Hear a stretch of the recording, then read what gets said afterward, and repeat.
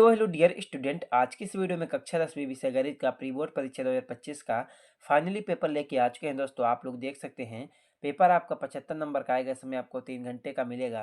दोस्तों साथ में आपको इसी वीडियो में सोल्यूशन भी बताने वाला हूं, तो आज की इस वीडियो को आप लोग पूरा कंप्लीट तक जरूर देख लीजिएगा। दोस्तों आप लोग देख सकते हैं पेपर आपका प्री बोर्ड परीक्षा 2025 कक्षा 10वीं विषय गणित का पेपर है। तो चलिए सभी प्रश्नों को सोल्व करते हैं। तो इसमें हमारा सबसे पहला आपका आता है प्रश्न नंबर 1, जो कि आपसे पूछा गया कि सही विकल्प चुनिए। 6 नंबर का आपका ये पूछा गया। दोस्तों प्रत्येक प्रश्न के लिए आपको 1 अंक मिलेगा। तो इसमें हमारा पहला प्रश्न आपका आता है, संख्याओं 5 और 10 का महत्तम समाप्त वर्धक HCF होगा। तो इसमें आपको 4 विकल्प दिए गए। दोस्तों पहला 0, दूसरा 1, तीसरा 5, चौथा 10। तो पहले प्रश्न का आपका राइट आंसर हो जाएगा 5 और 10 का महत्तम समाप्त वर्धक HCF। 5 हो जाएगा तीसरा नंबर। 2 में आपका आता है, यदि किसी द्विघात बहुपद ax² + bx + c के शून्य अल्फा और बीटा हो तो अल्फा प्लस बीटा का मान होगा। दूसरे प्रश्न का आपका राइट आंसर हो जाएगा -b/a, तीसरा नंबर। 3 में आपका आता है, रैखिक समीकरण युग्म a1x + b1y + c1 0 तथा a2x + b2y + c2 0 के कोई हल नहीं होने की शर्त है। इसका राइट आंसर हो जाएगा आपका दूसरा नंबर। 4 में आपका आता है, AP 1, -1, -3, -5 में सर्वांतर है। चौथे प्रश्न का आपका राइट आंसर क्या हो जाएगा। दोस्तों चौथे प्रश्न में आपको लिखना होगा -2। क्या हो जाएगा? -2। तो उसके बाद आपका 5 में आता है, यदि किसी त्रिभुज की एक भुजा के समांतर अन्य दो भुजाओं को भिन्न भिन्न बिंदुओं पर प्रतिच्छेद करने के लिए एक रेखा खींची जाए तो ये अन्य दो भुजाएं एक ही अनुपात में विभाजित हो जाती हैं। इस कथन को निम्नलिखित नाम से जाना जाता है। तो आपका 5वें का आपका राइट आंसर क्या हो जाएगा। दोस्तों 5वीं में आपको लिखना होगा पहला नंबर, आधारभूत अनुपातिका प्रमेय।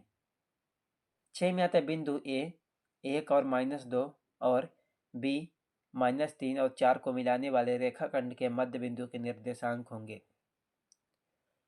तो आपका 6 का राइट आंसर क्या हो जाएगा। दोस्तों 6 में आपको लिखना होगा पहला नंबर -1 और 1।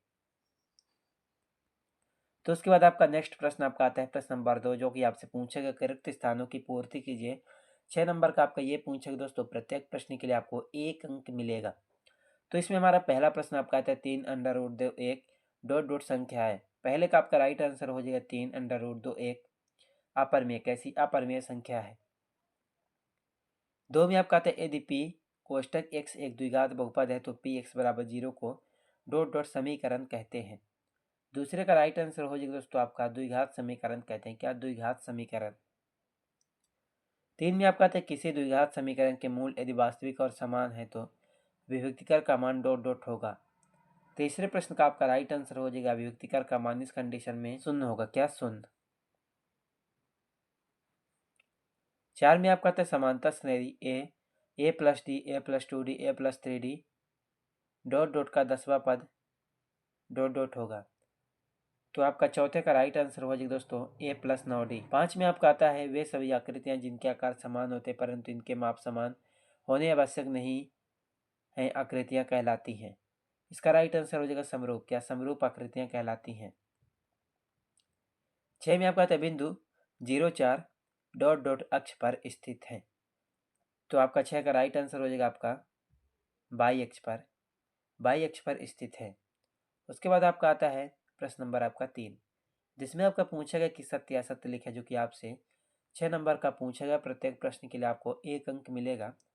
तो इसमें हमारा पहला प्रश्न आपका आता है, यदि ए बी सी AP में है तब B = a + c/2 है। पहले का राइट आंसर हो जाएगा आपका सत्य। 2 में आपका आता है, किसी निश्चित घटना की प्रायिकता का मान 1 होता है। दूसरे का राइट आंसर हो जाएगा सत्य। 3 में आपका आता है, गोले का संपूर्ण पृष्ठ πr² होता है, जहां r गोले की त्रिज्या है। इसका राइट आंसर हो जाएगा असत्य। 4 में आपका आता है, किसी वृत्त की अनंत स्पर्श रेखाएं हो सकती हैं। इसका राइट आंसर हो जाएगा सत्य। 5 में आता है, यदि किसी घटना की प्रायिकता p है तो इसका राइट आंसर हो जाएगा आपका सत्य। 6 में आपका आता है, क्षैतिज तल से ऊपर की ओर देखने पर दृष्टि रेखा क्षैतिज रेखा के साथ अपनमन कोण बनाती है। तो इसका राइट आंसर हो जाएगा दोस्तों आपका असत्य। तो उसके बाद दोस्तों आपका आता है प्रश्न नंबर 4, जो कि आपसे पूछा गया कि सही जोड़ी बनाकर लिखिए। प्रत्येक प्रश्न के लिए आपको 1 अंक मिलेगा। टोटल आपसे 6 नंबर की पूछी गई है। तो इसमें हमारा पहला प्रश्न आपका आता है दोस्तों, सेक स्क्वायर थीटा माइनस 1। पहले का आपका राइट आंसर हो जाएगा आपका टेन स्क्वायर थीटा।